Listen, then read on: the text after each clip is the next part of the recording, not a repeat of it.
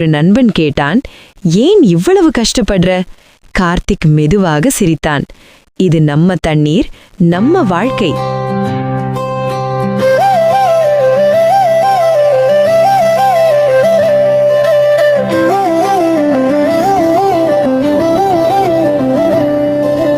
நம்ம ஊர்தான் நம்ம உயிர்,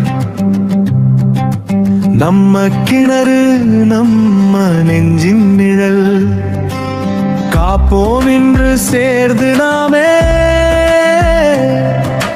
நாளை அது நம்மை காப்போம் தானே. குப்பை போடாதே நண்பா,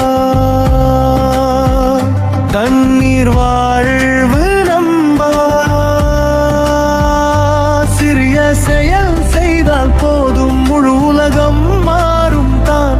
கைகளை சேர்த்து வேலை செய்வோம், கிராமத்துக்காக உழைப்போம்.